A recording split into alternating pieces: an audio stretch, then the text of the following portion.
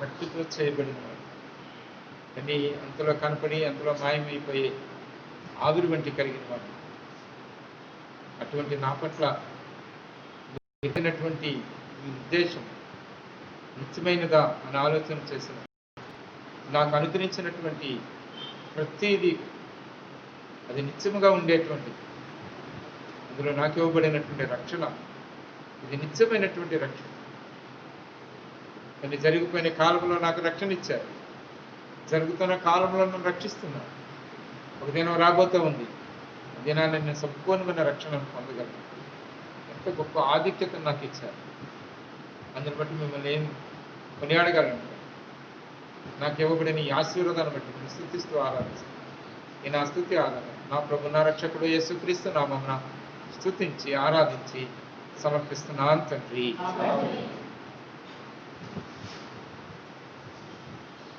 ప్రభు బలిలో పాల్పొందుకు ముందు బైబిల్ పైకెత్తి బైబిల్ పలవబడదాం. దానికంటే ముందుగా ఇంకొక విషయాన్ని మీతో పంచుకోవాలని ఆశపడతాను. మన మధ్య దేవి ఉంది, హ్యానీతో కలిసి. దేవి విషయంలో మనందరికీ తెలుసు, మనం ప్రార్థన చేస్తూ వచ్చాం. ఈ దినాన బిడ మనతో కలిసి ఈ రీతిగా సహవాసం చేస్తుంది అనేది ఎట్టి పరిస్థితుల్లో ఆశ లేనటువంటి విధానంలోనే ఆలోచన చేశాం.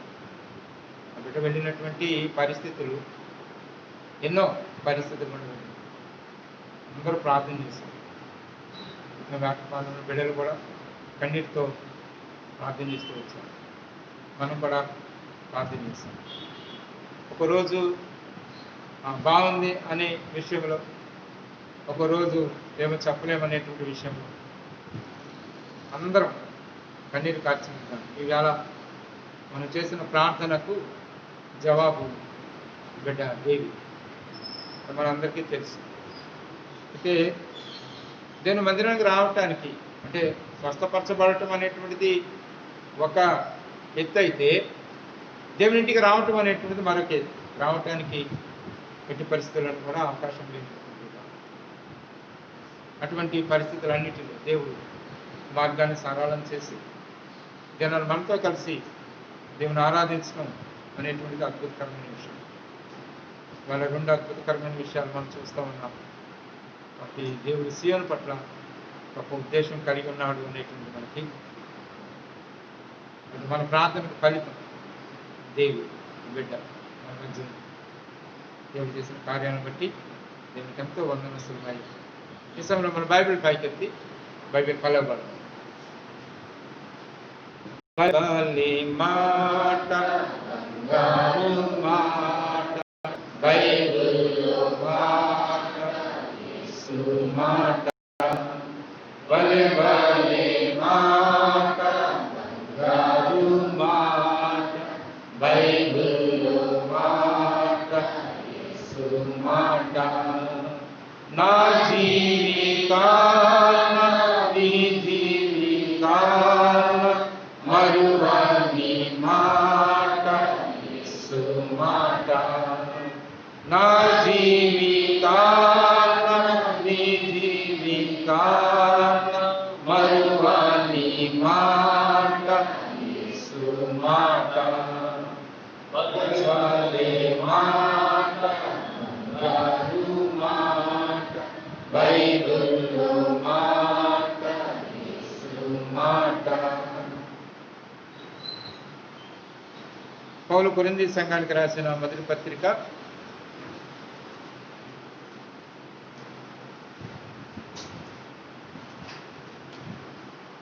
'నాన్న బళ్ళు అయ్యి అడ్డు పెట్టారా మన వాళ్ళు అందరూ లేదు దానిక కూర్చోండి కూర్చోండి బళ్ళు గురించి నాన్న ఓకే.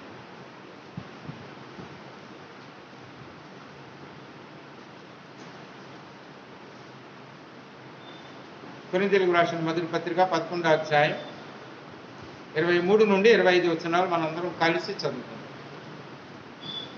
23 నుండి 25 వచనాలు. నేను మీకు అప్పగించిన దానిని ప్రభువును పొందితిని. ప్రభువైన యేసు తాను అప్పగింపబడిన రాత్రి ఒక రొట్టెను ఎత్తుకుని కృతజ్ఞతాస్తుతులు చెల్లించి దానిని విరిచి ఇది మీ కొరకైన నా శరీరము నన్ను జ్ఞాపకం చేసుకున్నట్టుకై దీనిని చేయండి అని చెప్పాడు. ఆ ప్రకారం మేము భోజనమైన పిమ్మట ఆయన పాత్రను ఎత్తుకుని, ఈ పాత్ర నా రక్తం వల్ల కొత్త నిబంధన, మీరు దీనిలో ఇది త్రాగునట్లుగా నన్ను జ్ఞాపకం చేసుకున్నట్టుకై దీనిని చేయండి అని చెప్పాడు. ప్రార్థన తండ్రి, మీకు వందనాలు చెల్లిస్తున్నాం. శ్రేష్టమైన పరిశుద్ధమైన ఈ శరీరానికి మీ రక్తానికి సాదృశ్యంగా ఉన్న రొట్టె ద్రాక్షరసంలో పాలుపంచడానికి వచ్చిన మేము నేర్చుకుంటా ఉన్న విధానంలో యోగ్యమైన విధానంలో పాల్పొంది మీ దీవెన క్రిందకి మమ్మల్ని తీసుకొస్తారని ఆశిస్తూ మీ పాదాల దగ్గర చేరి వస్తాం. యేసుక్రీస్తు నామమున స్తుతించి ప్రార్థించి వేడుకొంచున్నాం తండ్రి. ప్రియమైన వాళ్ళారా, సీఎంలో ఉన్నటువంటి దేవుని ప్రజలకు ప్రభు బల గురించినటువంటి లోతైనటువంటి సత్యాలు ఎరిగిన వాడుగా ఉన్నారు. అది మళ్ళా మీకు ప్రాథమికమైన సత్యాలు చెప్పవలసినటువంటి అవసరం లేదని నేను ఆశిస్తా ఉన్నాను. ప్రభు బల గురించి మీ మధ్య నిలబడినప్పుడు యేసు ప్రభువుని జ్ఞాపకం చేసుకున్న ద్వారా మనకు దొరికినటువంటివి ఆశీర్వాదాలు, లేకపోతే ఆయన ద్వారా మనకు దొరికిన మేలు, లేకపోతే ఆయన ద్వారా మనకు ఇవ్వబడినటువంటి ఆధిక్యతల గురించి మనం ఆలోచన చేస్తాం. అందుని బట్టి అపోస్తలుడైన పౌలు 11వ అధ్యాయంలో కొరింథీ సంఘానికి రాస్తూ ఉన్నప్పుడు ప్రభు ఏదైతే బోధించాడో అదే వాళ్ళకి బోధించాడు. ఆ బోధించినప్పుడు ఆయన నన్ను జ్ఞాపకం చేసుకుంటానికి దీన్ని చేయడి అని చెప్పారు.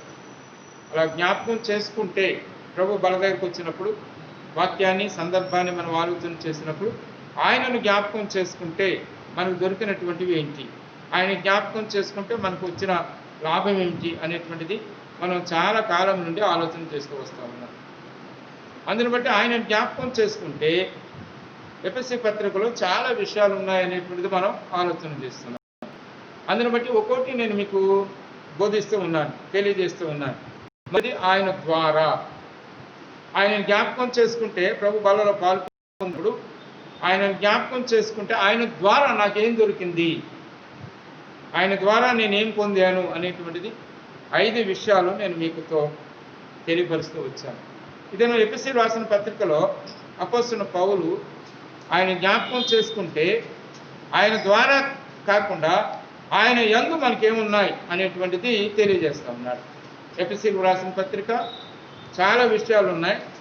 2వ అధ్యాయంలో చాలాసార్లు ఆ మాట మాట్లాడినట్లుగా మనం చూస్తాం. ఎఫెసీ రాసిన పత్రికలో మనం చదివితే చాలా విషయాలు యేసు ప్రభు నందు మనకు దొరికినవి కనిపిస్తాయి. 6వ వచనంలో ఏమంటున్నాడు, 7వ వచనంలో ఏమంటున్నాడు అంటే 6వ వచనంలో క్రీస్తు యేసునందు అంటే ఆయన యందు, తర్వాత 7వ వచనంలో క్రీస్తు యేసునందు, మళ్ళా 10వ వచనంలో క్రీస్తు యేసునందు, మళ్ళా 13వ వచనంలో ఆయనను మునుపు దూరస్తులైన మీరు ఇప్పుడు క్రీస్తు యేసునందు. ఇలాగ చాలా సందర్భాల్లో ఆయన యందు ఆయన యందు. కాబట్టి ప్రభు బలలో చేయవేస్తూ ఉన్నప్పుడు ఆయన నేను జ్ఞాపకం చేసుకుంటే ఆయన యందు నాకేంటి దొరికింది, ఆయన యందు నేను ఎలా ఉన్నాను అనేటువంటి విషయాన్ని ఆలోచన చేస్తే 7 ప్రాముఖ్యమైనటువంటి విషయాలు ఉన్నాయి ఆయన యందు. ఆయన యందు 7 ప్రాముఖ్యమైనటువంటి విషయాలు ఉన్నాయి. అందులో ఒకటి యోహాను రాసిన సువార్త 3వ అధ్యాయం. యోహాను రాసిన సువార్త 3వ అధ్యాయం. యోహాను రాసిన సువార్త 3వ అధ్యాయం.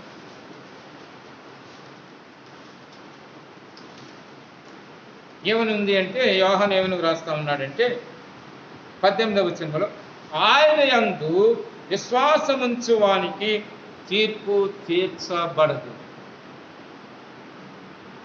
కాబట్టి ఇప్పుడు నేను ఆయనలో ఉన్నాను కాబట్టి ఆయన యందు ఉన్నాను కనుక నాకేముండదు, తీర్పు ఉండదు. ఆలోచన చేసామా? ఒకప్పుడు తీర్పు క్రింద ఉన్నాం మనం, దేవుని ఉగ్రత క్రింద ఉన్నాం మనం, నిత్యమైనటువంటి తీర్పు గురైనటువంటి వాళ్ళంగా ఉన్నాం మనం. ప్రభువు ఏం చేయబడ్డాడు మన కొరకు? ఆయన కల్వరి శిలువలో వధించబడ్డాడు. ఆయన కార్చిన అమూల్యమైన రక్తం ద్వారా మనం ఏం చేయబడ్డామంటే తీర్పు నుండి మనం విడిపింపబడిన వాళ్ళంగా ఉన్నాం. కాబట్టి ఆయనలో నేను ఎలా ఉన్నాను అంటే తీర్పుకు గురైన వాడుగా లేను, తీర్పుకు గురైన వాడుగా లేను. ఆలోచన చేశారా? ఒకసారి చాలాసార్లు మనం ఆలోచన చేస్తాం, ఏదో నేను పొరపాటు చేశాను లేదా తప్పు చేశాను అందుకే దేవుడు నాకు శిక్ష అని. అంటే శిక్ష ఎప్పుడు వస్తుంది అంటే జడ్జిమెంట్ అనేటువంటిది తీర్చబడిన తర్వాత వస్తుంది. జడ్జిమెంట్ అయిన తర్వాత ఒకవేళ భూమి మీద మనం జీవిస్తూ ఉన్నటువంటి విధానంలో ఏ విషయం జరిగినా అది దేవుడు నాకు తీర్పు తీర్చాడు కాబట్టి ఇది ఇలాగ వచ్చింది ఇది దీని కొరకే అని నువ్వు అనుకుంటే దేవుని తీర్పు క్రింద నువ్వు ఉన్నావు. దేవుని తీర్పు క్రింద నేను ఉన్నాను అంటే కదా. తీర్పు తీర్చబడిన తర్వాత శిక్ష అనేటువంటిది వస్తుంది.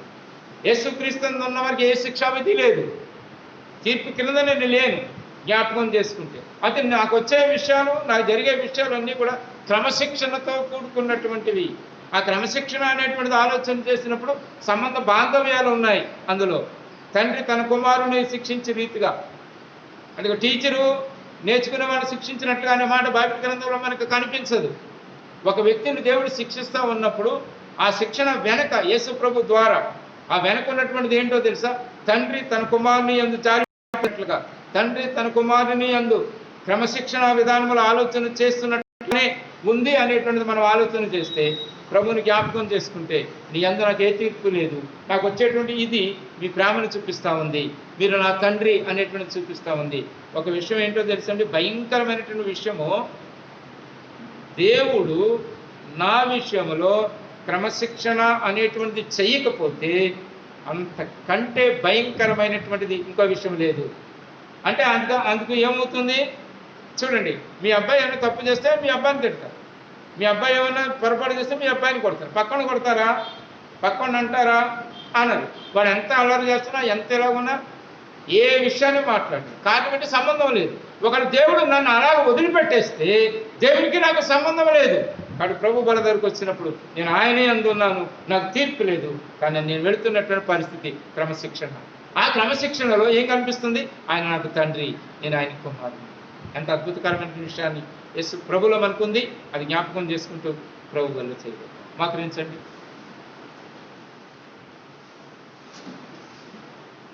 ప్రియమైన వాళ్ళారా, మనం ప్రతిసారి ఆలోచన చేస్తున్నట్లుగానే ప్రభు బాల దగ్గర మనం ఆలోచన చేస్తాం. మీరు ప్రార్థన చేయక ముందుగా, రొట్టె విరవక ముందుగా మీరు చేతులు ఎత్తి ఎవరైతే సిద్ధంగా ఉన్నారో అని చెప్పినప్పుడు మీరు చేతులు పైకెత్తినప్పుడు శానిటైజర్ సహోదరుడు తీసుకొస్తాడు. ఆ శానిటైజర్తో చేతులు మీరు శుభ్రపరుచుకుని ఉంచితే రొట్టె మీ మధ్యకి వస్తుంది. అది విరిచి వస్తుంది. ఆ రొట్టె విరిచి వస్తుంది. కాబట్టి మీరు విరవద్దు, మొక్క తీసుకోండి. తర్వాత ద్రాక్ష రసం కూడా మీ దగ్గరికి వస్తుంది. అది ఒక్కొక్క గ్లాసులో పోసి ఇవ్వబడుతుంది. కాబట్టి మీరు ఆ గ్లాస్ తీసుకొని అది సేవించిన తర్వాత సహోదరుడు కవర్ తీసుకొస్తాడు. ఆ కవర్లో ఆ గ్లాసు వేసేది. రొట్టె విరవద్దు, అది రొట్టె విరిచి వస్తుంది. కాబట్టి మీరు ఆ మొక్క తీసుకో.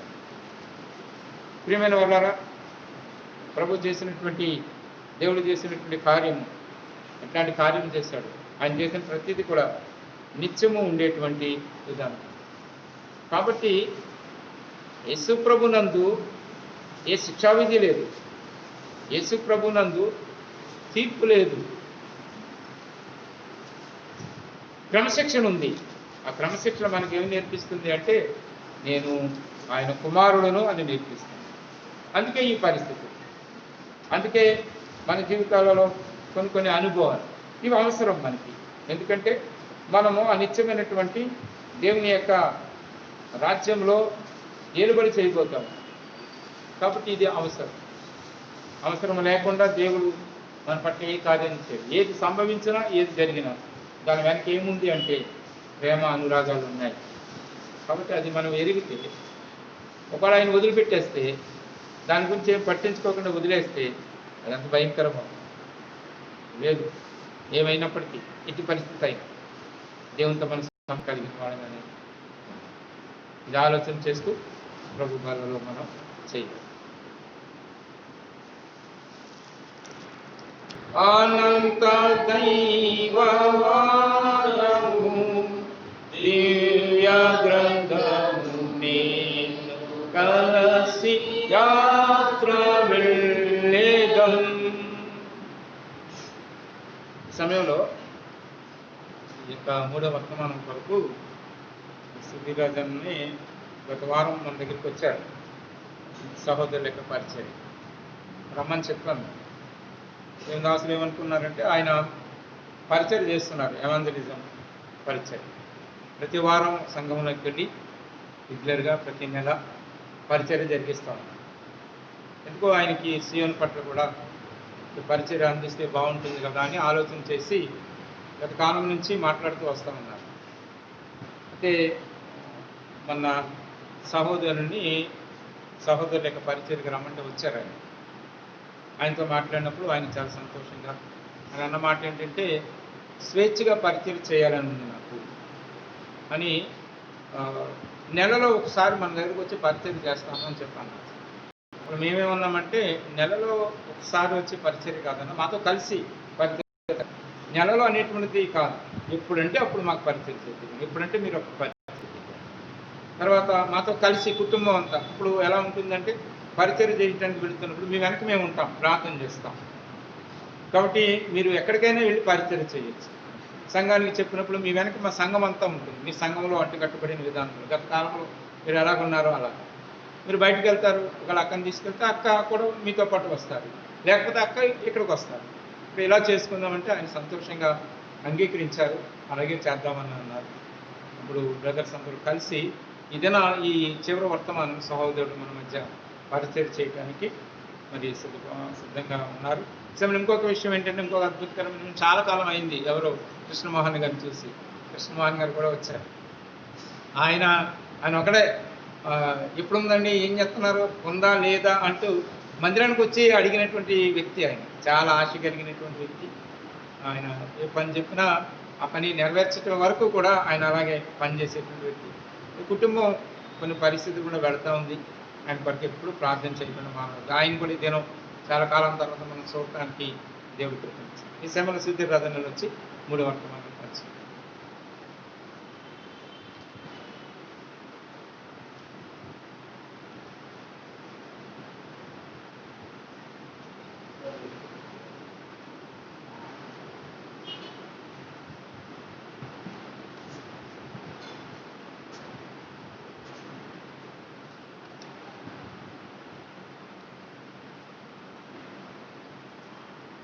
ప్రభు అయిన యేసుక్రీస్తు నామములో కూడి వచ్చిన మీ అందరికీ నా యొక్క హృదయపూర్వక వందనాలు తెలియజేస్తున్నాను.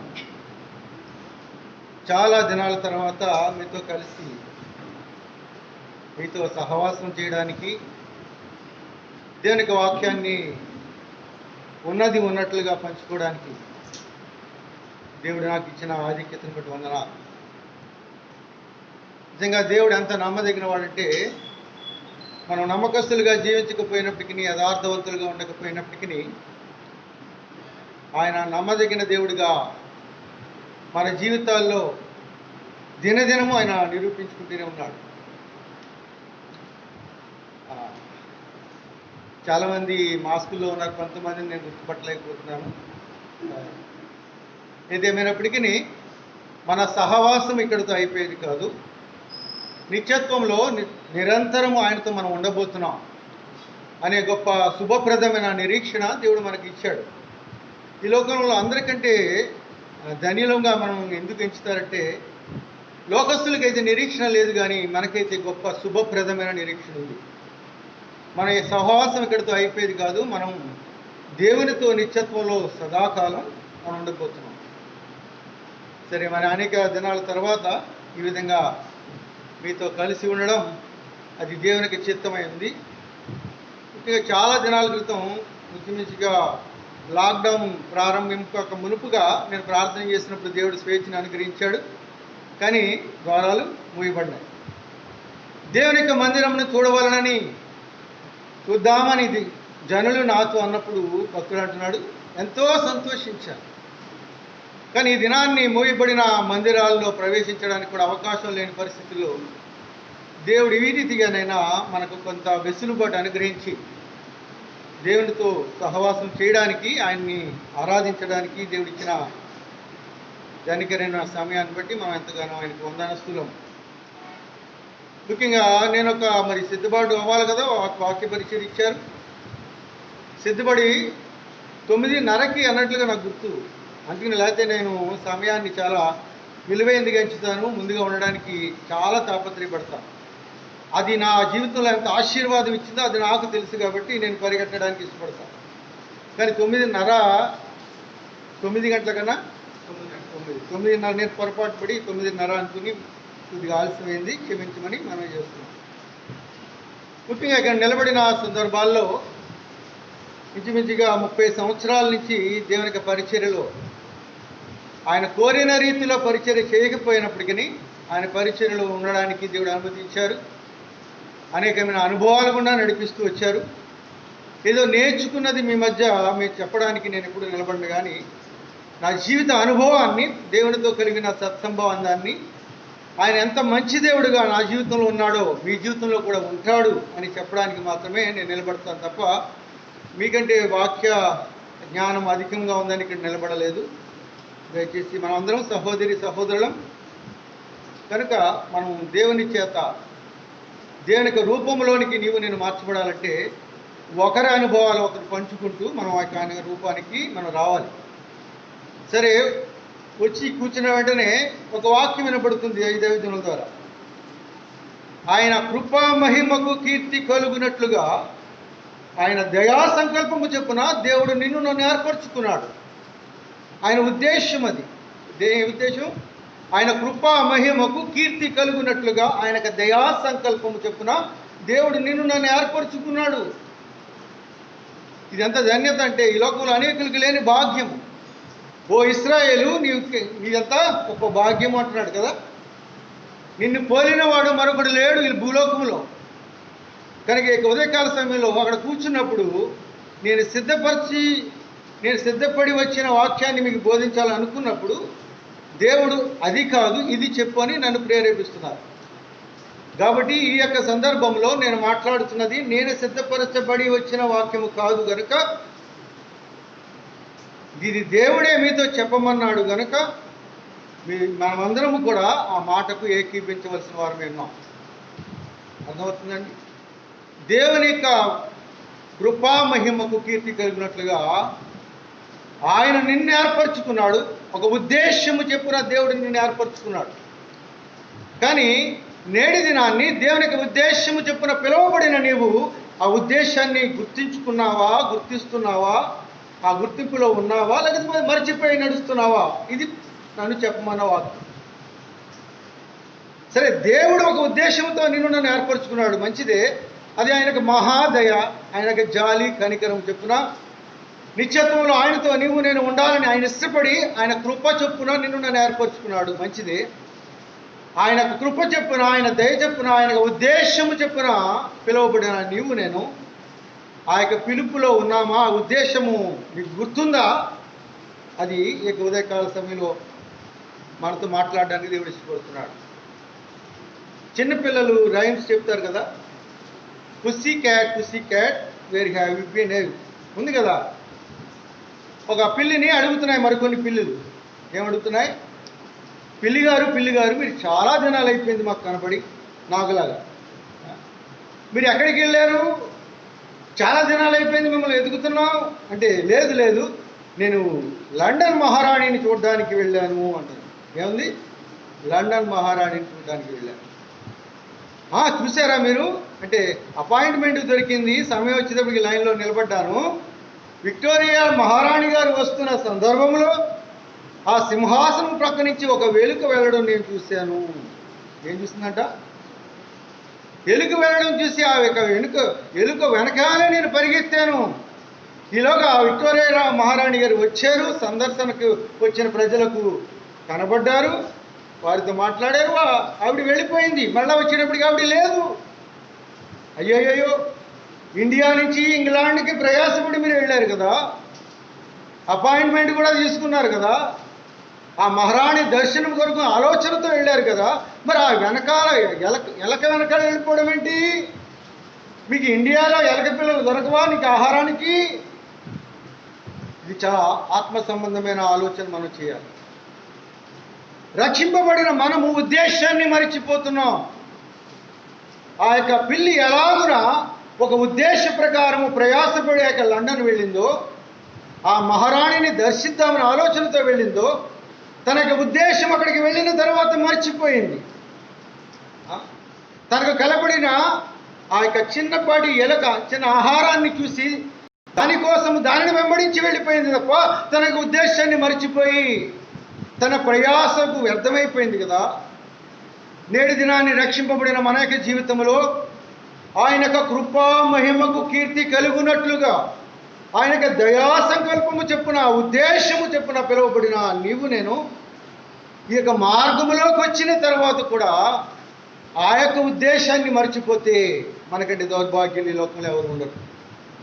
ఎందుకంటే దినములు చాలా చెడ్డవిగా ఉన్నాయి. ఎఫెసీయులకు రాసిన పత్రిక 5వ అధ్యాయం 15వ వచనం ప్రకారముగా దినములు చెడ్డవి గనక చెప్పండి, సమయమును పోనివ్వక సద్వినియోగము చేసుకొనుచు మీరు అజ్ఞానుల వలె కాక జ్ఞానుల వలె ఉండినట్లు మిమ్మల్ని మీరు జాగ్రత్తగా చూసుకోండి. ఏమండి, ఇలాంటి భయంకరమైన దినాలు వస్తాయని మనం ఊహించామా? ఏమండి, ప్రపంచ చరిత్రలో మందిరాలు ఈ విధంగా మూయబడిన సంఘటనలు మనం ఎరిగామా? చరిత్రలో చదివామా? ఈ విధంగా దూరముగా ఏదో ముట్టుకుంటే ఏదో అయిపోద్ది అన్నట్లుగా అంటరాని తరముతో కూర్చున్నట్లుగా నీవు నేను ఎడబాటు కలిగిన వారమే, దూరస్తులమై భయంగా బ్రతికే దినాల్లో బ్రతుకుతున్నాం. ఇవి దుర్దినములు, ఇవి అపాయకరమైన దినములు, ఇది చెడు కాలము. కనుక మనం ఏం చేయాలంటే సమయమును సద్వినియోగం చేసుకొనుచు అజ్ఞానుల వలె కాక మనకి ఉద్దేశాన్ని మర్చిపోకుండా, ఏ ఉద్దేశము చెప్పున దేవుడు తనకి దయా సంకల్పము చెప్పున నిన్ను నన్ను పిలిచాడో ఆయన కృపామహిమకు కీర్తి కలిగినట్లుగా మనకి జీవితాలు ఉంచాలి అన్నది దేవునికి ఉద్దేశం. ఈ దినాన్ని ఇంకా నువ్వు నేను బ్రతుకున్నావంటే కారణం, పోయిన నెల చాలా బలహీనుండి అయిపోయాను. ఇంచుమించుగా రాత్రికాల సమయంలో లేచి అప్పగింతలు కూడా అప్పగించేశాను. అర్థమవుతుందా? పరిస్థితులు ఎలా ఉన్నాయంటే బహు భయంకరమైన దినాలు, చాలా అపాయకరమైన దినాలు. ఏ సమయంలో ఏమి సంభవిస్తుందో తెలియని దినాల్లో మనం ఉన్నాము. కనుక దేవుడు నిన్ను నన్ను ప్రేమించి తన యొక్క కృపామహిమకు కీర్తి కలుగునట్లుగా తన దయా సంకల్పం ఉద్దేశము చెప్పున నిన్ను నన్ను పిలిచాడు. కాబట్టి ఆ ఉద్దేశాన్ని మనం మర్చిపోకుండా మన చిన్న జీవిత కాలంలో దాని కొరకు ప్రయాసపడేవారం ఉండాలి. చూడండి, దేవుడు ఎంత మంచి దేవుడు అంటే చాలా సందర్భాల్లో ఇలాంటి అనుభవాలు నాకున్నాయి. నేను సిద్ధపడిన వాక్యాన్ని ప్రక్కన పెట్టమని దేవుడు నేను చెప్పబోయేది నువ్వు చెప్పాలి అని దేవుడు అనేక సందర్భాల్లో నాకు నేర్పుతూ అనేకులకు బోధించడానికి దేవుడు నాకు అవకాశం ఇచ్చాడు. నేను సిద్ధపడినది ఒక ప్రేమలో ఉంచుకొని ఏదో చెప్దాం, వాళ్ళని ప్రోత్సహిద్దామని వెళ్ళిన సందర్భాల్లో అనేక సందర్భాల్లో అక్కడ పరిస్థితులను బట్టి అక్కడ వాక్యాన్ని బట్టి నువ్వు దీనిని మాట్లాడాలని చెప్పి ఆయన నన్ను ప్రోత్సహించి బోధించిన సందర్భాల్లో చాలా మంచి ఫలితము, దేవునికి మహిమ కలిగినట్లుగా నేను గమనించగలిగాను. కాబట్టి నేను మాట్లాడితే అది ప్రయోజనము కాదు, కానీ అది దేవుడే మాట్లాడితే దేవునికి మాటలో జీవం ఉంది కనుక అది నిన్ను నన్ను బ్రతికించేది కనుక దానిని మనం ఏమాత్రము నిర్లక్ష్య పెట్టకుండా అలక్ష్య పెట్టకుండా దాన్ని వైపు మనం చూసేవారుగా ఉండాలి. చూడండి, అనేకమైన సందర్భాలు దేవునికి వాక్యంలో మనకు కనబడతాయి. నేటి దినాన్ని మానవుడు చాలా ప్రయాసపడుతున్నాడు. ఒక ఫిలాసఫర్ ఇలా చెప్తున్నాడండి, ఒక గుడ్డివాడంట ఒక చీకటి గదిలో ఒక నల్ల పిల్లిని బ్రతుకున్నట్లుగా మానవునికి జీవితం ఉంది అంటున్నాడు. ఎలా ఉంది? ఒక గుడ్డివాడు ఒక చీకటి గదిలో ఒక లేని నల్ల పిల్లి, ఏదది లేని నల్ల పిల్లిని బ్రతుకుతున్నాడు. దొరుకుతుందా? అసలే గుడ్డివాడు, అసలే చీకటి గది, అసలే లేని నల్ల పిల్లి తన జీవితకాలం అంతా ఆ గదిలో వెతికినా అతడు దానిని పట్టుకొనలేడు. దేవాది దేవుడు ఈ యొక్క రక్షణ నీకు నాకు ఇచ్చాడంటే మన యోగ్యతను బట్టి ఇవ్వలేదు. దానికి కృపా సంకల్పము చెప్పున, ఆయనకు దయా సంకల్పము చెప్పున, ఆయనకు ఉద్దేశము చెప్పున నిన్ను నన్ను ప్రత్యేకపరిచి మన కుటుంబాల్లో మన యొక్క పరిస్థితులలో నీలో నాలో ఏ మంచితనము లేకపోయినప్పటికీ మనుష్యుని జ్ఞాపకము చేయడం వాడు ఏ పాటి వాడు అనే లేఖనంలోనే మనకు కనబడుతుంది. కానీ దేవుడు తన యొక్క కృపా సంకల్పము చెప్పున తన మహిమ, తన యొక్క మహిమపరచబడాలని, కృపా మహిమకు కీర్తి కలుగునట్లుగా ఒక ఉద్దేశం ఉంది. దేవునికి ఒక ఉద్దేశం ఉంది. నా జీవితంలో ఏ యొక్క తలాంతు లేకపోయినప్పటికీ, ఏ మంచితనం లేకపోయినప్పటికీ, ఏ హేతువు లేకపోయినప్పటికీ ఆయనకు ఒక ఉద్దేశం ఉంది. ఏమండి, అయోగ్యులైన పామురులైన వారిని దేవుడు భూలోకమును తలక్రిందులు చేయనట్లుగా ఆయన వాడుకోలేదా? ఏమండి, పేతురు యొక్క బలహీనతను మనం చూస్తే ఎంత బలహీనుడు. అనేకమైన అనుభవాలు గుండా వెళ్ళినప్పుడు, గెత్సెమనే దగ్గరికి వెళ్ళినప్పుడు ప్రభు అయిన యేసుక్రీస్తు వారు ప్రార్థన జీవితం కొరకు వారికి బోధించినప్పుడు, నాతో కలిసి ప్రార్థన చేయమని వారిని పిలిచి వారిని ప్రేమించి తీసుకువెళ్ళినప్పుడు, ఆ గెత్సెమనే వనములో దేవునితో సహవాసము చేయలేని అనుభవం కలిగిన వారు దేవుని యొక్క శిష్యులు, బలహీనులు, నిద్రాత్మ కలిగిన వారు దేవునికి ఉద్దేశం ఎరగలేకపోయారు. 3.5 సంవత్సరముల వారితో దేవుడు జీవిస్తూ, ఆయన దేవునికి రాజ్య మర్మాలు వివరిస్తూ, అనేకమైన సూచక క్రియలు, అద్భుతాలు వారి మధ్య చేస్తున్నప్పటికీ వారికి జీవితంలో మార్పు సంభవించలేదు. లోకంలో ఒక సామెత అవుతుంది కదా, 6 నెలలు సహవాసం చేస్తే వారు వీరు వారు అయిపోవాలంట. అయిపోతారంటారు. మరి అది చెడుతనానికి అయిపోతారేమో కానీ మంచిది మాత్రం సంగ్రహించే పరిస్థితులు నేటి దినాల్లో లేవు. ఆ దినాల్లో కూడా లేవు. పరిశుద్ధుడైన దేవుడు, పవిత్రుడైన దేవుడు, నిందారహితుడైన దేవుడు, నిష్కళంకంగా జీవిస్తున్న ప్రభువు వారితో సహవాసం చేస్తూ, వారితో ముచ్చటిస్తూ, వారి మధ్య 3.5 సంవత్సరములు ఉన్నప్పటికీ ప్రభు యొక్క మంచితనము కానీ, ఆయన యొక్క దయ కానీ, ఆయన యొక్క జాలి కానీ, ఆయన యొక్క దీర్ఘశాంతము కానీ, ఆయన యొక్క క్షమాగుణము కానీ ఆ శిష్యుల్లోనే ఆ దినాన్ని ప్రవేశించలేకపోయింది.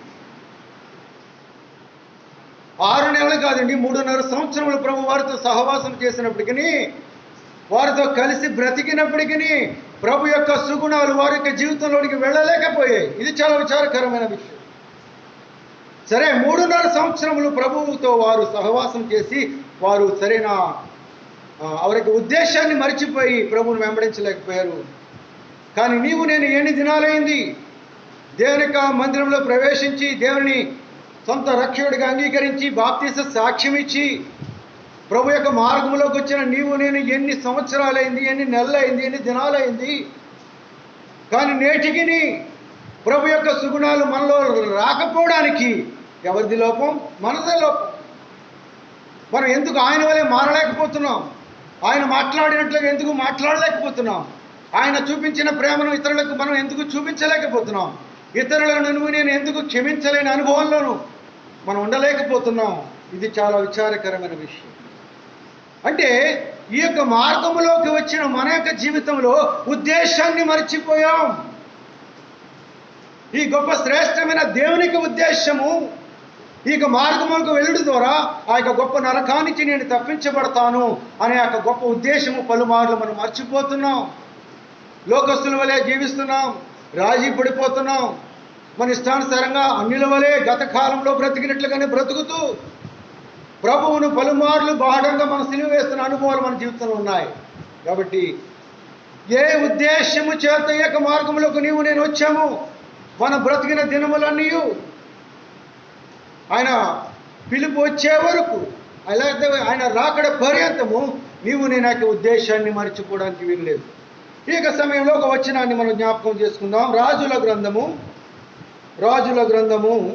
5వ అధ్యాయము, రాజుల గ్రంథము 5వ అధ్యాయం 20 నుంచి దయచేసి నేను చదువుతాను, జాగ్రత్తగా వినండి. అంత దైవజనుడైన ఎలీషాకు సేవకుడు గెహజీ సిరియనుడైన ఈ నయమాను తీసుకుని వచ్చిన వాటిని అంగీకరించుటకు నా యజమానికి మనసు లేకపోయాను. కానీ యెహోవా జీవము తోడు నేను పరిగెత్తుకుని పోయి అతనిని కలుసుకుని అతని యొద్ద ఏమైనా తీసుకుందని అనుకుని నయమానును కలుసుకున్నట్టుకై పోచుండగా, నయమాను తన వెనుక నుండి పరుగున వచ్చుచున్న వారిని చూచి తన రథము మీద నుండి దిగి వారిని ఎదుర్కొని క్షేమమా అని అడిగాను. అతడు క్షేమమే అని చెప్పి, నా యజమానుడు నా చేత వర్తమానము పంపి ప్రవక్తల శిష్యుల ఇద్దరు యవనులు ఎఫ్రాయిము మన్యం నుండి నా ఎదుగు ఇప్పుడు వచ్చిరి కనుక నీవు వారి కొరకు 2 మణుగుల వెండియు 2 దుస్తుల బట్టలను దయచేయమని సెలవిచ్చుచున్నాడు. నేను ఇక్కడ దైవజనుడైన ఎలీషా దగ్గర పరిచర్య చేయడానికి తీర్మానము చేసుకున్న ఒక వ్యక్తి యొక్క జీవితం ఇక్కడ కనబడుతుంది. సర్వోన్నతుడైన దేవునితో ముఖాముఖిగా మాట్లాడగలిగిన అనుభవము కలిగిన ఒక ప్రవక్త దగ్గర శిష్యరికము చేయడం అనేది ఇది సామాన్యమైన విషయం కాదు. ఇక గెహజీకి ఆ యొక్క అవకాశము దేవుడిచ్చాడు కదా. ఆ ఎలీషా యొద్ద శిష్యరికము చేయడానికి వచ్చినప్పుడు ఒక తీర్మానంతో గెహజీ వచ్చి ఉంటాడు. ఖచ్చితంగా ఈ లోకము ఏదో ఒక దినాన్ని అంతమైపోయేదే, ఈ లోకం అశాశ్వతమైనదే, కనబడేదంతా నా కంటికి మాయే, కానీ నిత్యత్వంలో దేవునితో నేను సదాకాలం ఉండాలంటే ఆ దేవాది దేవుని జీవము కలిగిన ఆ దేవుని సేవించే పరిచర్యలో నేను ఉండాలి అనే గొప్ప తీర్మానముతో గెహజీ పరిచర్య చేయడానికి వచ్చాడు. పరిచర్య చేయడానికి వచ్చిన ఒక తీర్మానముతో, ఒక ఉద్దేశముతో యొక్క పరిచర్యలోకి వచ్చిన గెహజీ, అక్కడ జరిగిన చరిత్ర మీకు తెలుసు కదా. సిరియా దేశం నుంచి వచ్చిన ఒక నయమాన్ యొక్క స్వస్థత ఆ ప్రదేశంలో కనబడుతుంది. ఆ యొక్క నయమాను తీసుకొచ్చిన వెండి బంగారములను తన యజమాని తీసుకోలేదట.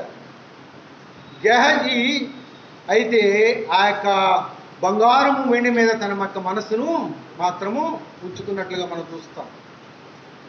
సరే, నయమాను స్వస్థపరచబడిన తర్వాత కృతజ్ఞతాపూర్వకంగా ఎలీషాకు ఏదైనా సమర్పిద్దామని ఎంత ప్రయత్నం చేసినప్పటికీ ఎలీషా ఏమన్నాడు? నీ దగ్గర నుంచి నేను ఏమీ ఆశించడం లేదు, తీసుకోను, దాని మీద నాకు మనసు లేదు, అది నాకు అవసరం లేదు అని దాన్ని త్యజించినట్లుగా మనం చూస్తాం. కానీ ప్రక్కనే ఉన్న గెహజీ, నా యజమానికి మనసు లేకపోయాను కానీ, అది అండర్లైన్ చేసుకోవాలి మనం, నా యజమానికి మనసు లేకపోయాను కానీ యెహోవా జీవము తోడు నేను పరిగెత్తుకుని పోయి అతన్ని కలుసుకున్నాను. ఉద్దేశమును మరిచిపోయిన గెహజీ, ఏ ఉద్దేశముతో ఎలీషా దగ్గర పరిచర్య చేయడానికి వచ్చాడో మరిచిపోయిన గెహజీ, నేటి దినాన్ని ప్రభువైన యేసుక్రీస్తుకు శిష్యులముగా ఆయన పరిచర్య చేయడానికి వచ్చిన మన యొక్క జీవితాల్లో దేవునికి ఉద్దేశము, దయా సంకల్పము, ఆయన ఆలోచన నేను ఆయా సందర్భాల్లో మర్చిపోతే ఆ పరలోక సంబంధమైన ఆశీర్వాదాలు ఈ భూలోకంలో నేను అనుభవించలేము. అర్థమవుతుందండి? మన ప్రాస్పరిటీ, ఈ లోక సంబంధమైన భోగభాగ్యముల కొరకు, అవసరతలు తీర్చుకోవడానికి కొరకు రాలేదు కదా మనం ఈ మార్గంలోనికి. ఎందుకు వచ్చాం? నీకు సరైన అవగాహన ఉందా? ప్రభువును అంగీకరించడానికి, ఈ మార్గంలోకి రావడానికి, ఆయన నీ యొక్క సొంత రక్షకుడుగా నేను అంగీకరించడానికి ఒక ఉద్దేశం ఉంది కదా, ఒక ఆలోచనతో కదా వచ్చాం మనం ఈ యొక్క మార్గంలోనికి. ఆ ఉద్దేశాన్ని మర్చిపోతే ఆయన అనుగ్రహించే పరసంబంధమైన ఆశీర్వాదాలు ఈ లోకంలో నేను అనుభవించలేము. అనుభవించకపోవడానికి గల కారణం అదే. ఎందుకు ఈ లోకంలో ఉండగా పరసంబంధమైన ఆశీర్వాదాలు నేను అనుభవించలేకపోతున్నావంటే దేవుని యొక్క ఉద్దేశము మర్చిపోయావు. నువ్వు ఒక తీర్మానంతో ఈ మార్గంలోకి వచ్చావు, ఆ ఉద్దేశాన్ని కూడా నువ్వు మర్చిపోయావు. ఇక్కడ గెహజీ ఒక ఉద్దేశముతో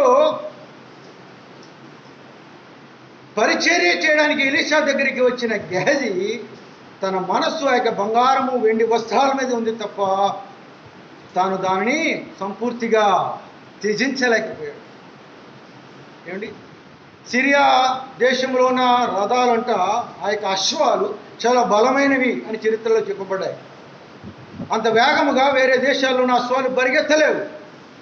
కానీ ఆ సిరియా దేశంలో నుంచి వచ్చిన ఆ అశ్వాలు ఆ యొక్క గుర్రాలతో నడపబడుతున్న రథాన్ని అందుకోగలిగినంత వేగముగా పరిగెత్తిన గెహజీ. నయమాను నిరాశగానే వెళ్ళిపోతున్నాడు. తన యొక్క జీవితంలో స్వస్థత గురించి ఒక చాలా ఆనందము తనకు కలిగినప్పటికీ తాను ఇచ్చిన ఆ యొక్క బంగారము వెండి వస్త్రాలు ఆయనకి నేను సమర్పించలేకపోయినా, ఆయన రుణాన్ని నేను తీర్చుకోలేకపోయినానే చిన్నపాటి నిరాశ కలిగిన వాడే ఆయన వెళ్ళిపోతున్న సందర్భంలో వెనక వైపు నుంచి ఒక వ్యక్తి పరిగెత్తుకుని వస్తున్నాడు చాలా వేగముగా. ఒక రథాన్ని అందుకోవాలంటే మనిషిని యొక్క పరుగు అందుకోలేదు. కానీ గెహజీలో ఉన్న ఆతృత ఏంటిది? గెహజీలో ఉన్న ఆతృత ఆ రథాన్ని అందుకోగలిగినట్లుగా చేసిందట. ఉదాహరణకి చెప్తాను. ఒక కుక్క మిమ్మల్ని తరుగుతుందండి, ఏం చేస్తారు మీరు? పరిగెత్తాలి, తప్పనిసరిగా దాని నుంచి తప్పించుకోవడానికి పరిగెత్తాలి. లేదు, నేను పరుగులో అంత ప్రావీణ్యత నాకు లేదు, గత కాలం అంత వేగంగా నేను ఎప్పుడు పరిగెట్టలేదు కదా, దాని వేగానికి నేనే ఎక్కడ అందుకోగలను అనే ఆలోచనతో ఆగిపోతామా? ఆ సమయంలో ప్రాణ భయముతో లేని వేగము మనకి శరీరానికి వస్తుంది. ఆ యొక్క కుక్క యొక్క కాటు నుంచి తప్పించుకోవాలని తాపత్రయంతో నేను పరిగెట్టడానికి ప్రయత్నం చేస్తాం చాలా వేగముగా. గత కాలంలో నువ్వు ఎంత వేగముగా ఎప్పుడు పరిగెట్టి ఉండకపోయి ఉండవచ్చు, కానీ ఆ సందర్భాన్ని బట్టి నువ్వు వేగముగా దాని నుంచి తప్పించుకోవడానికి ఆలోచన చేస్తావు. ఇక్కడ ఆ సిరియా రథాన్ని అందుకోగలిగినంత వేగముగా ఇతడు పరిగెట్టాడంటే అతనికి హృదయంలో ఆ వెండి బంగారం పట్ట కలిగిన అతనికి వాంఛ మనకు అర్థమవుతుంది. అర్థమవుందండి? ఈ లోకంలో నువ్వు నేను దేనికి ప్రాధాన్యత ఇస్తామో మనకు మనస్సును బట్టే దానికి ప్రాధాన్యత ఇచ్చేవారంగా ఉంటాం. దేవుని పట్ల ప్రేమ అనురాగములు కలిగిన వారమైతే దేవుని యొక్క సంఘము పట్ల, దేవుని యొక్క మందిరము పట్ల, దేవుని యొక్క పరిచర్య పట్ల, ఇతరులను ఆదరించే విధానములో నీకు నాకు మనసుంటే పరిగెట్టగలం తప్ప మనసు లేకపోతే పరిగెట్టలేము. అలాగున గెహజీ ఆ యొక్క రథము వెనకాల పరిగెత్తి మొత్తానికి రథాన్ని అందుకోగలిగిన వాడిగా అయిపోయాడు. ఇది నన్ను మనం అర్థం చేసుకుందాం. మన పరుగు ఎలాగుంది, మన యొక్క క్రైస్తవ జీవిత యాత్ర నడక ఎలాగుంది, ఎప్పటికప్పుడు మనం తప్పనిసరిగా పరిశీలన చేసుకోవాల్సిన. ఎందుకంటే నీవు నేను దేవుని యొక్క మహా సంకల్పము చెప్పున, ఉద్దేశము చెప్పున పిలువబడ్డాం. మనల్ని పిలిచిన వాడు నమ్మదగిన వాడు. ఆయన మనల్ని పిలిచి మధ్యలో విడిచిపెట్టేసేవాడు కాదు. ముదిమ వచ్చే వరకు ఎత్తుకుని మోయేవాడును నేనే. నేను నీతో చెప్పినది నెరవేర్చే వరకు నేను నిన్ను విడువను. చెట్టుకు మంచు ఉన్నట్లు నేను నీకు ఉంటాను అని గంభీరమైన వాగ్దానములు చేసిన వాడు. ఆయన నమ్మదగిన వాడు. అర్థమవుతుందండి? యోబు గ్రంథంలో 7వ అధ్యాయంలో మనకు కనబడుతుంది, భూమి మీద నరుల కాలము యుద్ధ కాలము వంటిది కాదా. నేటి దినాన్ని మనం అందరము కూడా వార్ జోన్లో ఉన్నాం. ఎక్కడున్నాం? యుద్ధ రంగంలో ఉన్నాం. మనందరం కూడా యుద్ధ రంగంలో ఉన్నాం. ఒక ప్రక్కన ఆత్మీయ సంబంధమైన సంరక్షణ మనం చేసుకోవాలి. మనం పోరాడున్నది మనుషులతో కాదు, కానీ వాయుమండల దురాత్మల సమూహములతో మనం పోరాడుతున్నామనే వాక్యం కనబడుతుంది కదా. మన ఆత్మలను మనం సంరక్షించుకోవాలంటే మన కంటికి కనబడిన వాయుమండల దురాత్మల సమూహములతో దినదినము పోరాడాలి. రెండవది మనకి యాడ్ అయింది శరీర సంబంధమైన పోరాటం.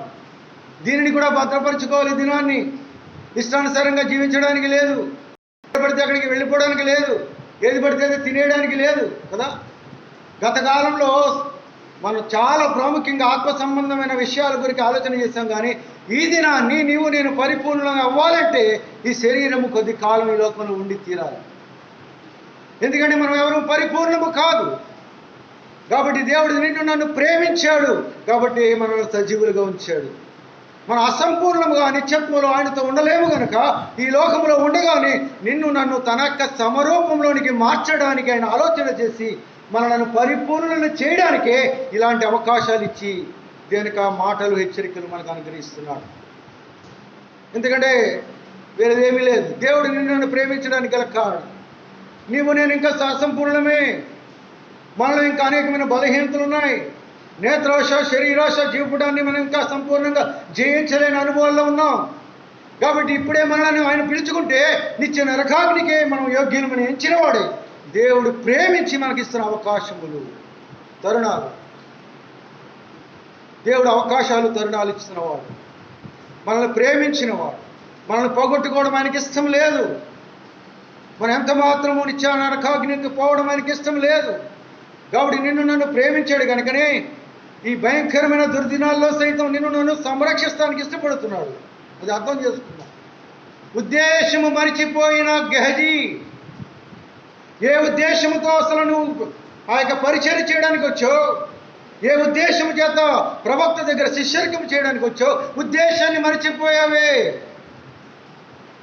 ఈ దినాన్ని దేవునికి పరిచర్య చేయడానికి శిష్యులముగా ఆయన చేత అంగీకరించబడిన మనము, ఆయన స్వరక్తము చేత విమోచింపబడిన మనము, ఆయన కృపకి, ఆయన కీర్తికి మహిమ కలుగునట్లుగా ఆయన దయా సంకల్పము చెప్పున పిలువబడిన మనము ఉద్దేశాన్ని ఎంత మాత్రం మర్చిపోవడానికి వీల్లేదు. మన నిరీక్షణను మనం కోల్పోవడానికి వీలులేదు. ఆ యొక్క గొప్ప శుభప్రదమైన నిరీక్షణ నిజమే, మనం అందరం బలహీనమే, రక్తమాంసములు కలిగిన వారం, ఒక స్త్రీకి పుట్టిన వారమే, అనేకమైన బలహీనతలు మనలో ఉన్నాయి. అయినప్పటికీ మనకు బలాభివృద్ధి కలుగచే దేవుడు మనకున్నాడు. ఆయన ఎందుకు నీకు నాకు బలాభివృద్ధి కలుగజేస్తాడు? ఆయనకు ఒక ఉద్దేశం ఉంది. ఆ ఉద్దేశం చేతే నన్ను దేవుడు పిలుచుకున్నాడు, ప్రత్యేకపరుచుకున్నాడు, ఏర్పరచుకున్నాడు. ఆయా రీతిలుగా నేను మన బలహీనతలు బట్టి పడిపోయినప్పటికీ మనల్ని సమకూరుస్తున్నాడు, మనల్ని ఓర్చుకుంటున్నాడు, మన దీర్ఘశాంతంతో మనల్ని క్షమిస్తున్నాడు. తండ్రి అని ఆయన సన్నిధికి వెళ్ళినప్పుడు ఆయన కరిగిపోయి మనల్ని హత్తుకోవడానికి ఇష్టపడుతున్న దేవుడు ఆయన. ఇలాంటి దేవుడిని కలిగి ఉన్న మన యొక్క జీవితాల్లో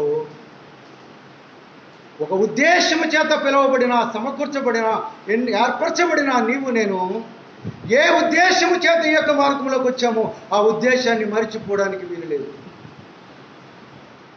ఎరుకో కోట గోడలు కూలిపోయిన తరువాత దేవుడు వారికి ఇచ్చిన ఆజ్ఞ, నిబంధన, కట్టడి ఏంటంటే ఎరుకోను మీరు స్వతంత్రించుకున్న తర్వాత దానిలో ఉన్న శపితమైన దాన్ని అంతటిని మీరు ఏం చేయాలి? కాల్చివేయాలి. ఇది సామాన్యమైన విషయం కాదు.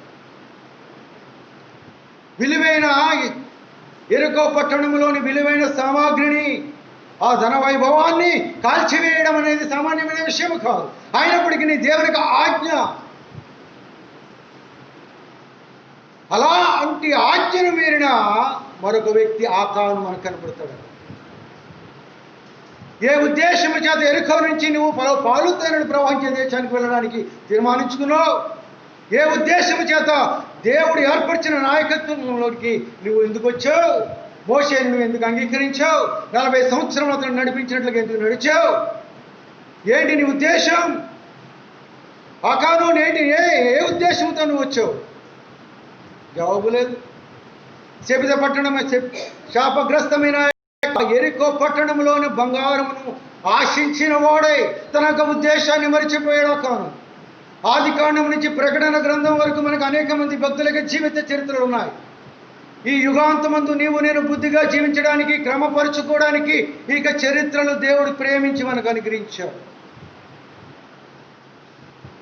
ఉద్దేశము మరిచిపోయిన గెహజీ, ఉద్దేశము మరిచిపోయిన ఆకాను, ఏ ఉద్దేశము చేత నువ్వు పాలుతేనెలు ప్రవహించే దేశానికి వెళ్ళాలని ఇష్టపడి బయలుదేరావు? ఏ ఉద్దేశము చేత సర్వోన్నతుడైన దేవుని సన్నిధిలో ప్రవక్తగా ఉండిన ఎలీషా దగ్గర శిష్యరికం చేయడానికి వచ్చావు గెహజీ? ఈ దినాన్ని ఇంకా నేను రథాల వెనకాల పరిగెత్తాలని దేవుని యొక్క ఆ యొక్క కృపా మహిమకు కీర్తి కలిగినట్లు ఆయనకు దయా సంకల్పాన్ని మర్చిపోతే మనకంటే దౌర్భాగ్యులు లోకంలో ఎవరు ఉండరు. ఆయనకు దయను మర్చిపోతే, ఆయనకు సంకల్పము, ఆయనకు ఉద్దేశాన్ని మర్చిపోతే, ఆయన నిన్ను నన్ను ప్రత్యేకపరిచిన విధానాన్ని మర్చిపోతే, రక్షించిన నాటి నుంచి నేటి వరకు ఆయన మహాదయ చేత నిన్ను నన్ను నడిపిస్తున్న విధానాలు మర్చిపోతే, ఒక ప్రణాళిక నీ పట్ల నా పట్ల ఆయనకు ఉంది. చాలామంది అనుకోవచ్చు, నేను బలహీనుడండి, నేను మాట్లాడలేను, నేను పాడలేను, నేను సాక్ష్యం చెప్పలేను, నేను వాక్యం చెప్పలేను, నేను పరిచర్యలే చేయలేనండి. అది ఎంత మాత్రము నిజము కాదు. ప్రతి వ్యక్తికి ఒక తలాంతును దేవుడు ఇచ్చి లోకానికి పంపించాడు. ఆ తలాంతు ఏదో నీవు నేను గ్రహించిన వారమై దానిని స్థానపెట్టడానికి, దానిలో అనుభవాన్ని సంపాదించడానికి, దాని ద్వారా తన కృపా మహిమకు కీర్తి కలిగినట్లుగా ఆయన కొరకు బ్రతకగలిగితే మనకంటే ధన్యులు లోకంలో ఎవరు లేరు. మీరు అర్థం చేసుకుందాం. ఉదయకాల సమయంలో ఈ యొక్క గడియల్లో దేవుడు చెప్పమన్న మాటలు, మీ ఉద్దేశాన్ని మీ జీవిత కాలం అంతా మర్చిపోవడానికి వీల్లేదు.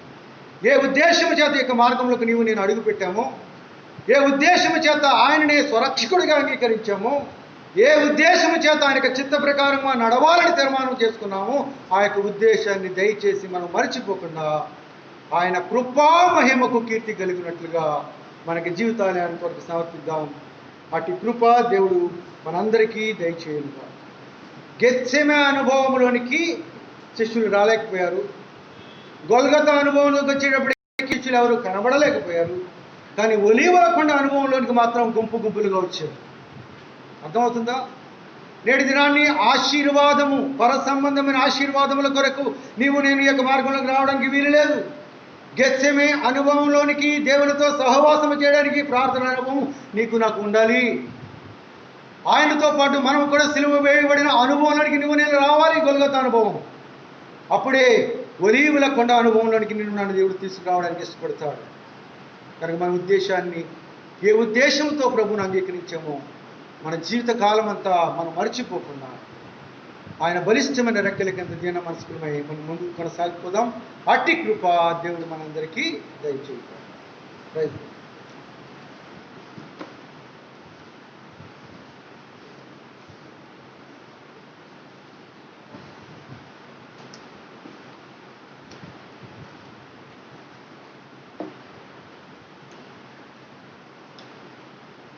దేవుడు తన దాసం ద్వారా దేవుని యొక్క ఉద్దేశాన్ని మనకి తెలియపరిచిన వారు ఉన్నారు. దేవుని యొక్క ఏర్పాటు, దేవుని యొక్క సంకల్పం అది నిత్యమైనటువంటిది.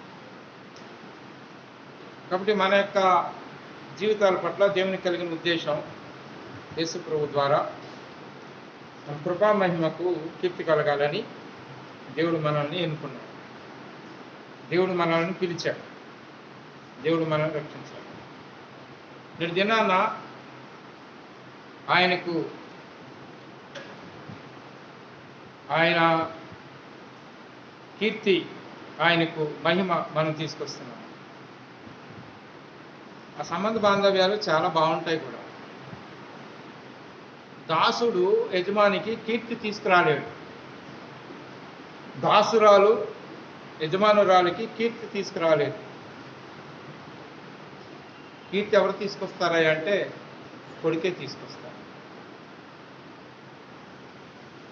అందుకే దేవుడు మనల్ని కుమారులుగా చేశాడు. దానికి మార్గదర్శకుడుగా ఆయన కుమారుని యేసు ప్రభువుని మనకి ముంగుర్తుగా, మాదిరిగా ఉంచారు. కాబట్టి ఆ మార్గాల్లో మనం నడిచినప్పుడు ఆయన కృపా మహిమకు కీర్తి కలిగేది. ఇవాళ ఎక్కడున్నాము? ఎక్కడున్నాము?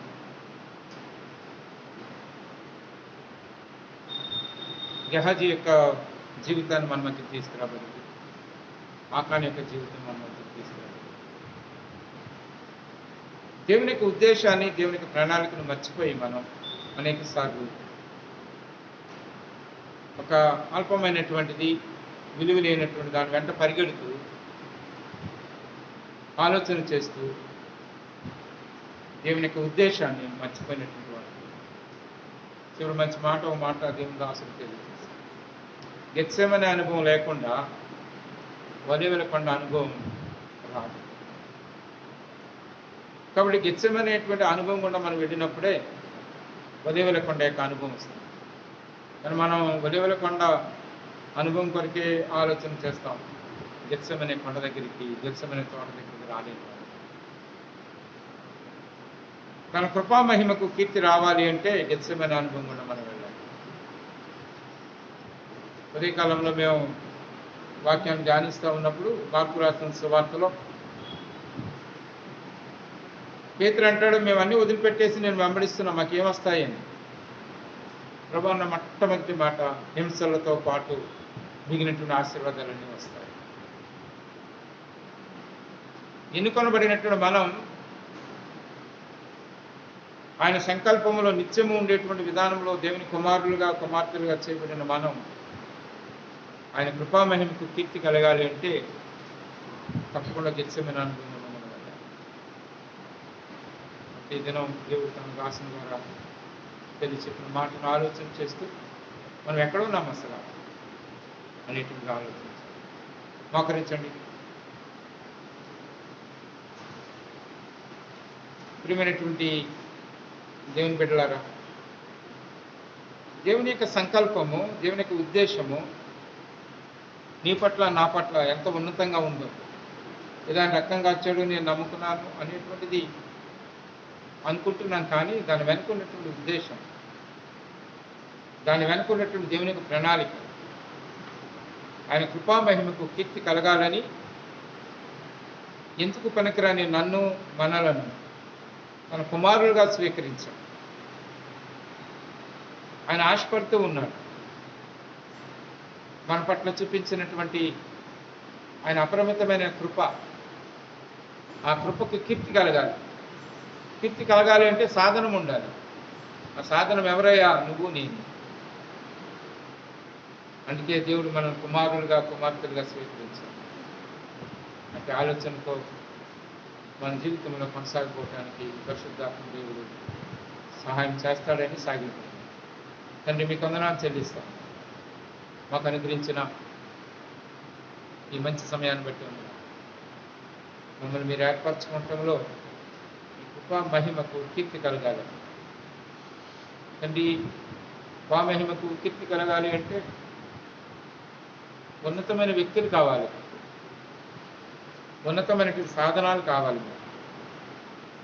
అవన్నీ వదిలిపెట్టి ఎన్నిక లేని నన్ను మీ కుమారుడిగా స్వీకరించడానికి మార్గాన్ని సరళం చేసి మీ కుమారుడైనటువంటి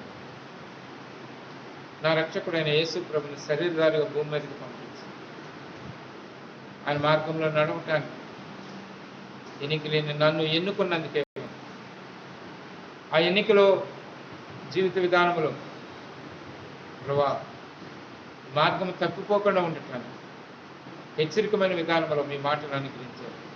నా ముందు ఒక గెహాజీ కనిపిస్తున్నాడు, నా ముందు ఒక ఆకాన్ కనిపిస్తున్నాడు. అంటే వాళ్ళు యుద్ధ భూమిలో ఉన్నారు. ఎలీషా తర్వాత గెహాజీ ఉన్నతమైన స్థానాన్ని కలిగిన వాడుగా ఉండాలి. యుద్ధ భూమిలో ఆకాను విజయం పొందినటువంటి విధానంలో యెహోషాపాతు అవి పొందాలి. అది చిన్న స్వల్పమైన వాటి వైపు ఆలోచన చేసి దారి తెలుగుకునే విధానంలో నేను కూడా అతీతమైన వాడిని కాదు.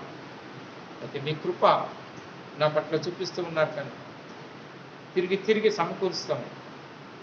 వాళ్ళు సమకూర్చుకోవటానికి ఏమాత్రం కూడా అవకాశం లేకుండా పోయింది. రాళ్లతో కొట్టి చంపబడ్డాడు. కుష్ఠరోగంతో దగ్గరికి చేరకుండా దూరంగా నెట్టివేయబడ్డాడు. ఇవాళ నా మీద కుమరిస్తున్న మీ అపరిమితమైన కృపకి ఏం చెల్లించుతారు? కారణం గెహాజీ పనివాడు, ఆకాను తండ్రి ఒక సైనికుడు, నేనైతే మీకు కొడుకుని, మేమైతే మీకు కుమారుడు. అందుని బట్టి దాన్ని వ్యర్థం చేసుకోకుండా మెలుకుతో సాగిపోవటానికి వెంటనే మీ కృప నా పట్ల మా పట్ల విస్తరింపచేస్తున్నాను. యేసుక్రీస్తు నామమున స్తుతించి ప్రార్థించి వేడుకొంచున్నాం తండ్రి. మనందరం లేచి నిలబడి మనం ఎప్పటి మాదిరిగానే కానుకలు సమర్పిస్తూ ఉన్నప్పుడు దూరంగా ఉండి ఆలోచన చేస్తున్నాం. అలాగే ఆలోచన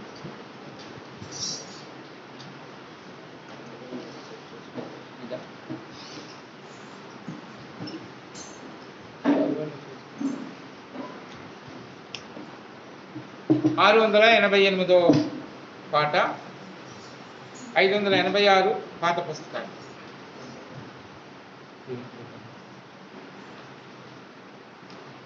688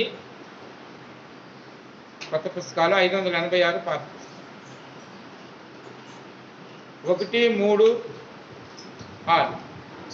136.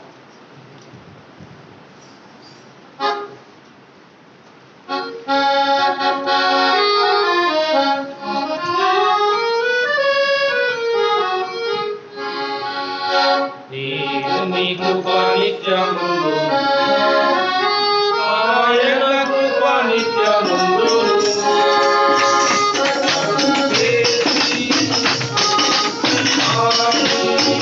హల్లెలూయా.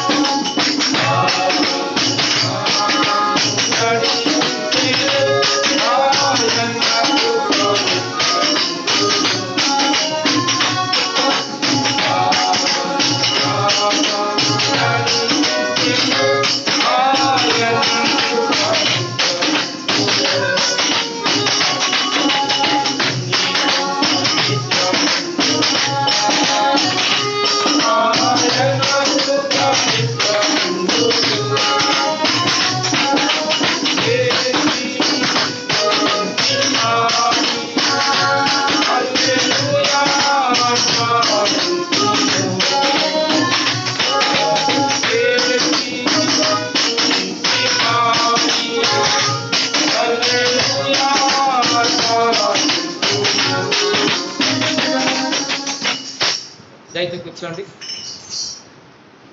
వార కార్యక్రమాలు గమనించండి. ఆండ్రూ వచ్చి ఈ వార కార్యక్రమాలు కొన్ని విషయాలు మనతో మాట్లాడాలని.